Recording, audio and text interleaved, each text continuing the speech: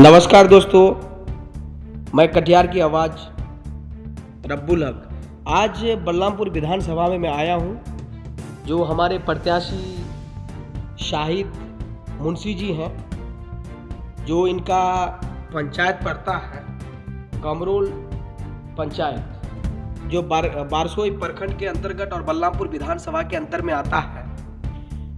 और आप लोग सोशल मीडिया में ज़रूर देखते होंगे कि अभी बलरामपुर विधानसभा में जितने भी सोशल मीडिया गण हैं, उन लोगों का सोशल मीडिया में देख पाते हैं कि जगह जगह काम के बारे में और पुल पुलिया के बारे में, नल जल के बारे में, सड़क के बारे में आप लोग खूब देखते हैं। तो लीजिए, आज हम बात करने आए हैं विधायक के प्रत्याशी और शाहिद भाई से कुछ सवाल जवाब करेंगे।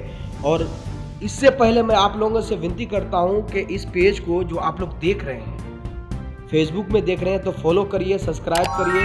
अगर यूट्यूब में देखते हैं तो सब्सक्राइब ज़रूर करिएगा दोस्तों, क्योंकि इसी तरीके से जितने भी विधानसभा के अंदर में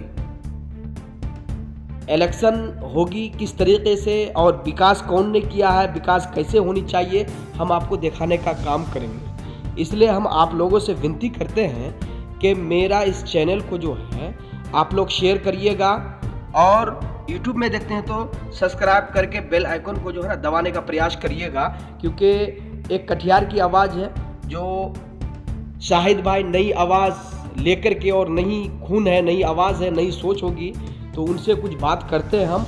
आइए हम आपको उनसे रूबरू कराते हैं। हाँ सर, आप जो यहाँ के विधानसभा इलेक्शन लड़ना चाह रहे हैं सर, तो आपकी पार्टी की और आपका क्या उद्देश्य है सर? सबसे पहले मैं इस पार्टी में जो जुड़े, तो इस पार्टी में द प्लस पार्टी जो पुष्पम प्रिया चौधरी की पार्टी 2020 की है, तो ये एक नौजवान के लिए बहुत जिम्मेदारी के साथ इस पार्टी का लॉन्च किया है।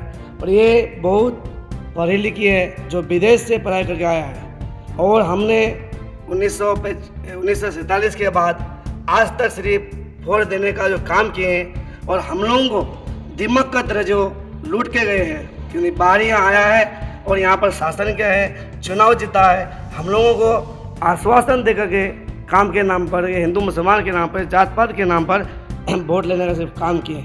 लेकिन वोट लेने के बाद ना ही आज तक विकास की बात क्या है, ना ही रोजगार की बात क्या है, ना ही यहाँ पर कोई फैक्ट्री की बात क्या है, ना ही कोई उद्योग धंधे की बात क्या है।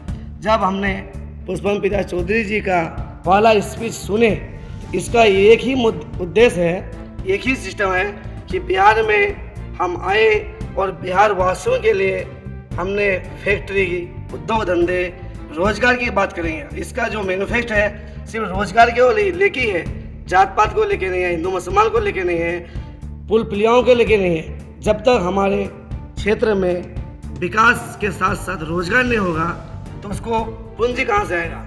जब तक पूंजी नहीं होगा तो उसका मतलब परिवार चलने वाला है नहीं। अच्छा सर, हम ये कहना चाहते हैं कि बलरामपुर विधानसभा में जिस तरीके से जो है पुल पुलिया का काम जगह जगह पे नहीं हुआ है, इसका आवाज़ जो है सोशल मीडिया में बहुत ज़्यादा वायरल हो रहा है, आदमी देख रहा है, तो इस विषय में क्या कहेंगे? और आप जीतने के बाद जो है बलरामपुर विधानसभा को किस नज़रिया से देखने का प्रयास कीजिएगा आप?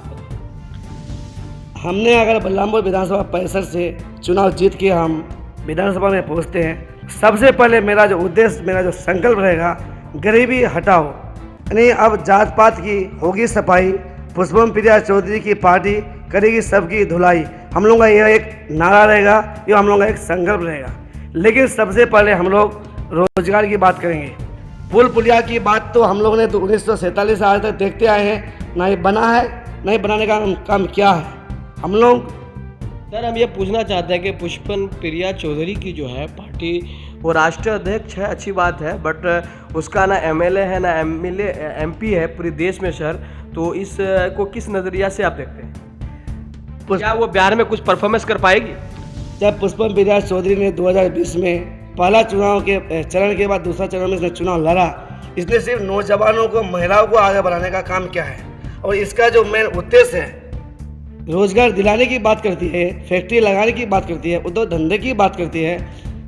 बिहार जो है ये किसान क्षेत्रीय राज्य है, इसका मेन किसानों का जो है खेती ही निर्भर है।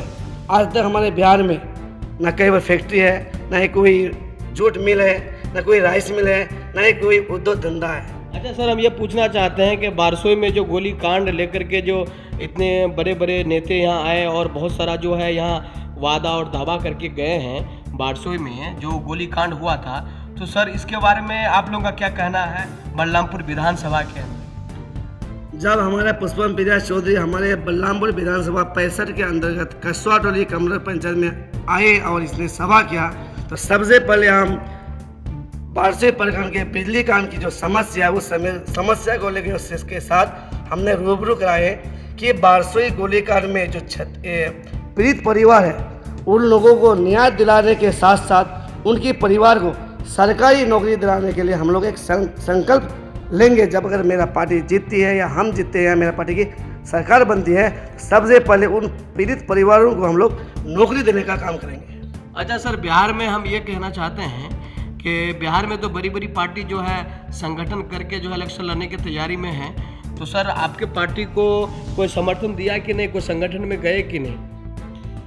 मेरा पार्टी जब गठबंधन की बात इनसे हुई पुष्पम प्रिया चौधरी के साथ, तो इसने बोला कि मेरा मैनिफेस्टो जो है, हम जिस मुद्दा में काम करना चाहते हैं, अगर मेरा मुद्दा में आप काम करना चाहते हैं, मेरा मुद्दा के साथ चलना चाहते हैं, तो हम गठबंधन करेंगे। इसका मुद्दा को लेके वो लोग चलने के लिए नहीं तैयार है, इसलिए इसने खुद इंडिपेंडेंस होकर 243 सीट में चुनाव लड़ने का काम करेंगे।